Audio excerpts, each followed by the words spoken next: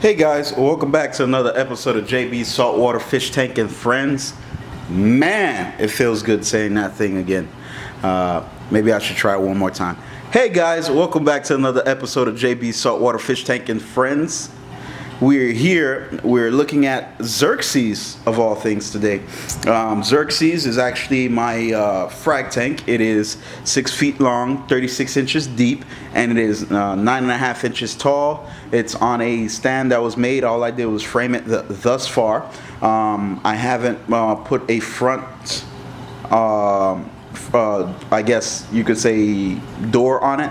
I'm still in debate on what I want to do. If I want to do sliding doors, like IKEA has these like sliding doors that kind of like groove into place or whatever, and then I could put like the metal bracket, put some LEDs behind it, make it look funky, do it JB style or whatever. I actually have two metal halides running on it.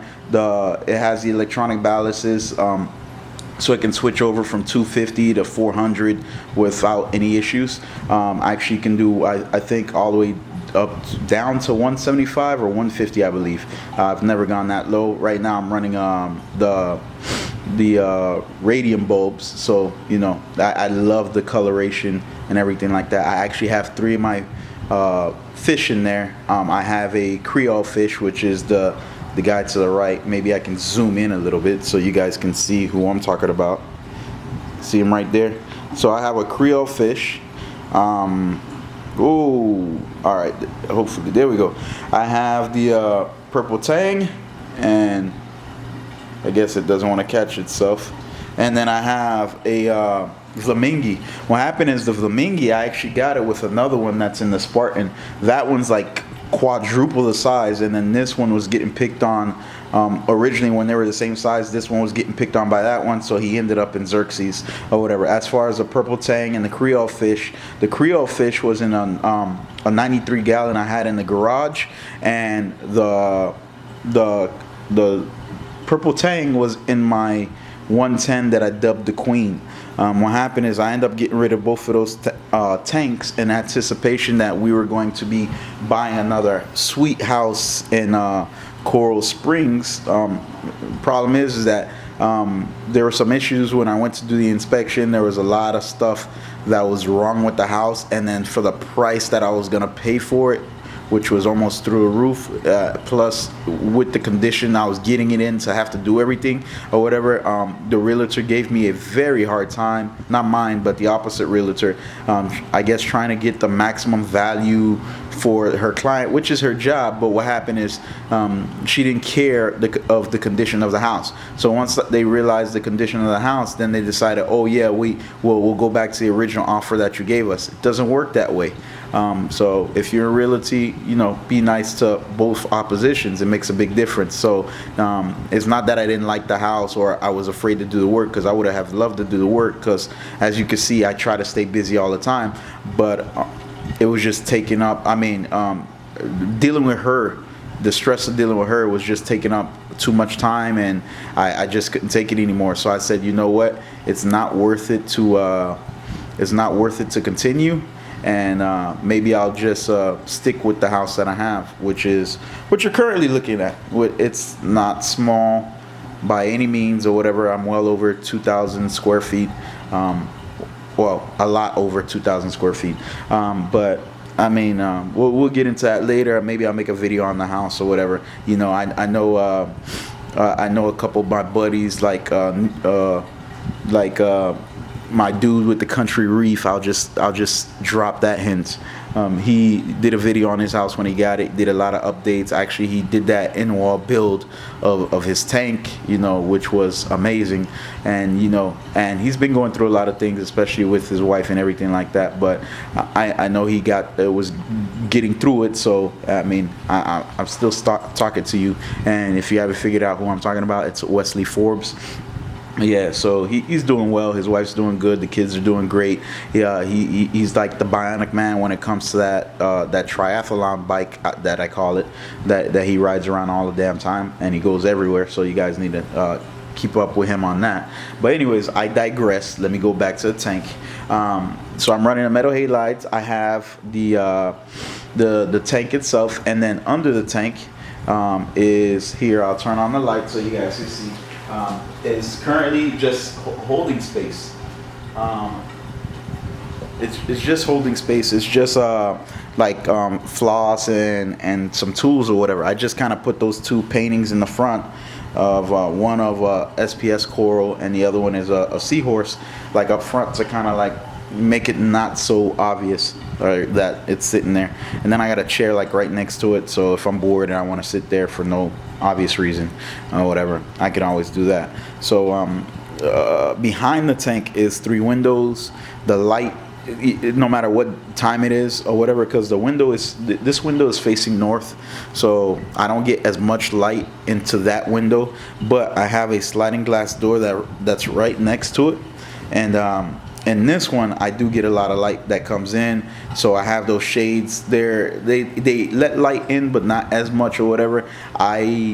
I believe that this is beneficial to the tank, and that's why I placed this tank here, and that's why it's at the height that it's at. I don't want to get in too much light from outside, but I want just enough so that the corals could feel like they still have that stuff. Because let's face it, the metal halides only run about 4 hours a day, and then on the weekends is when I run it for maybe 8 hours if I incline to do so, sometimes even more. Now, just on this side of the tank, right behind there, you'll see the piping coming in from the Spartan, and that's to go into my sump. I actually have the pumps that I have running in the tank or the pump that I have running this tank, or the Xerxes, is a fluval SP4. So it's not the greatest pump in the world or whatever, but it is quiet, and that makes the biggest difference to me on how quiet their pumps are. So shout out to Fluval for making a pump that I can stand behind, because I've gone through a lot of series. I used to be a mag drive fanatic or whatever until I ran across the Fluval, which was introduced to me by Daniel, who used to work for Fluval. So shout out to Daniel, shout out to Fluval for these SP4s. They're amazing. Running my main tank is a SP6. I actually have a bunch of these. I had an influx of these pumps laying around or whatever. I got rid of a couple of the backups. I should have never done it, but hey, because especially with me, who's always having more builds to do. On the left side of the tank where the piping is, I'm gonna frame that out.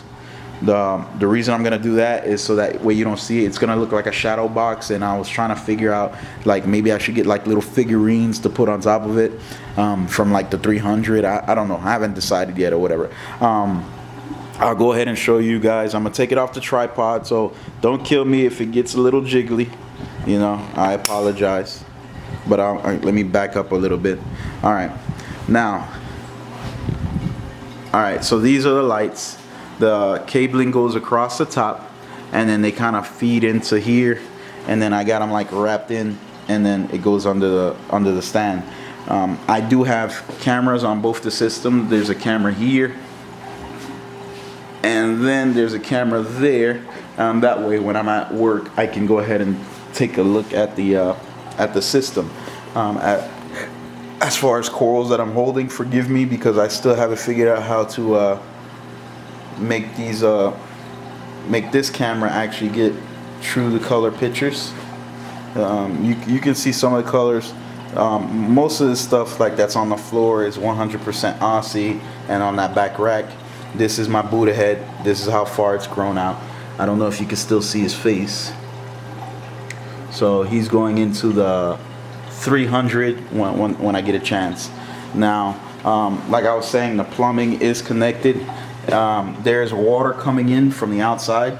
See that little, what happened is there was a cable cord there, and I don't need cable in this room because all I need is a TV, so I decided to go ahead and use that outlet to make my RO line come into the system. As you can see, I have a gyre on this tank. It's a 150. I'm thinking about upgrading to the 250s. Not on this tank in particular, but on the 300, I want to put in a 250. So that's coming pretty soon. And then on on the Spartan, I have a 150 also. Let me tell you, these things are really, really strong. I have no reason to have two of them on a tank. I think it's like overkill, because 9 out of 10 times I have them turned down anyways, because they're just so they work that great. Believe it or not, all the flow across the top of this tank is coming from that one pump right there, and then the inlets, they don't pump as much as everything else, but you can see the corals that I have across the back rack. Those are supposed to go into the Spartan, but I like them here because they grow faster, and I love to see the color on the metal halides. That whole trifecta thing. Okay, now updates to the Spartan. All right, now what happened is I added a self-sustaining biopellet reactor from Reef Octopus. I still have the bubble magnets skimmer, which I have to do a maintenance on the sump area pretty soon, so maybe I'll do a video on that so you guys can see what's going on. There is this right here is the Reef Octopus biopellet reactor. I just custom fitted it so it can land directly into my sump there. And then I have my Seaside Aquatic containers and bubble magnets, which is actually currently not working. So I gotta see what's going on with that.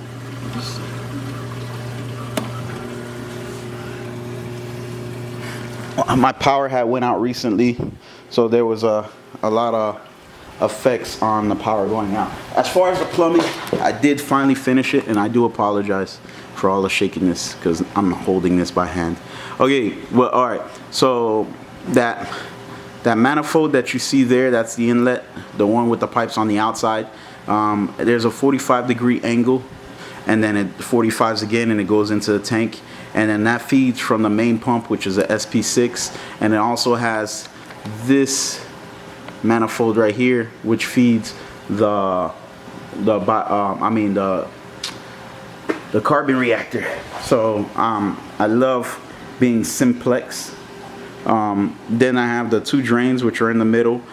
I'm using the remember, if you guys go back to my old videos where I did the Herbie standpipe technique or whatever. So as you can see, one's halfway closed, the other one's fully open, and then they both drain into the tank. I have flow galore in the sump, actually, believe it or not. So I mean, this tank is really simple. I have floater crush coral in the sump with rubble rock. The rubble rock is like Marco's rubble rock or whatever. The reason I have rubble rock there is because I use the pieces to glue corals to SPS frags, and then that way they can grow on a rock instead of growing on the floor or whatever like that. And then if I need to move them, well, those rocks, you just pick them up and take them out of the tank or whatever. Or if you're gonna make another frag, you just snap a tip off, and then you continue to grow out. So in the video you can see a lot of little well, actually you can't. Well, you can, but the front panel is actually clean, and then the back one is dirty. So the back one makes the front one look dirty, which is cool as shit. Whatever. As far as the sump is 105. It's about 94 gallons. 94 gallons of water. So then I have the 105-gallon Xerxes connected to it, and then the Spartan is 305 gallons. Now, the great thing about this is that I do not run a chiller. My house stays I normally keep my house at 76 or 78, depending on the time in a month that it is.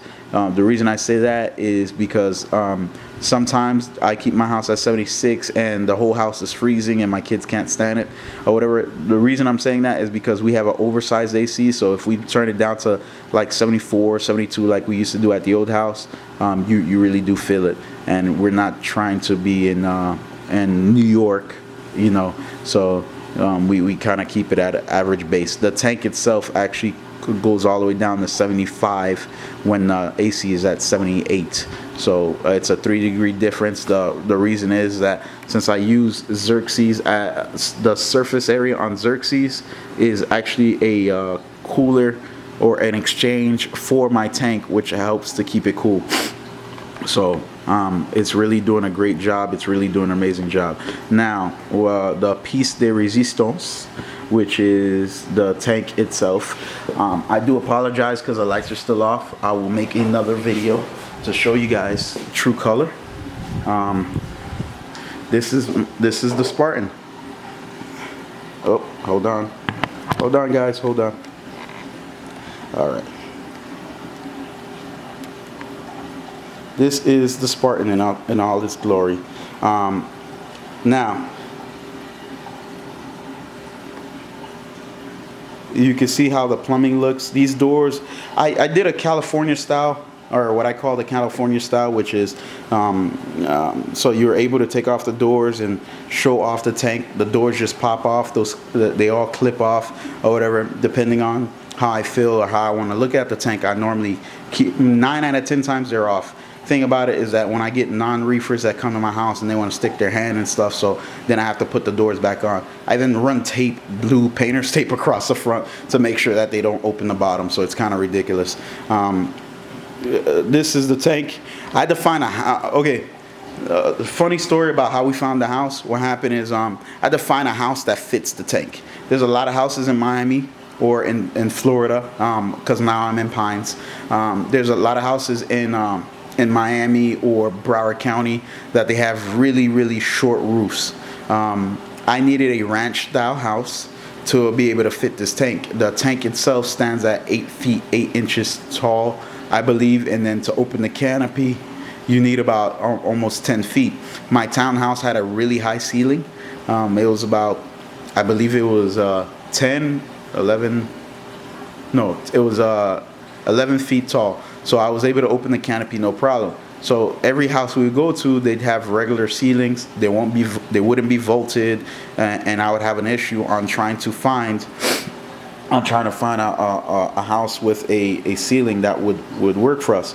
So as you can see, there's generous amount of space up there, and then if I go over, you'll see it's pitched and it's all the way to the top. Now, and then this is what I call the ranch style house. The other thing that I absolutely needed was a double doors, because it made my life that much easier to get the tank into the house or whatever. I have pictures. I'll see if I can post them along with the video so you guys could take a look. The 6-foot ladder, has been a staple in my life since I've gotten this tank, and so it's always around. I was actually trying to clean up a little bit for you guys because I didn't want to let you see the tank in disarray. So that's why the 6-foot ladder is there. It's gonna go back into the garage.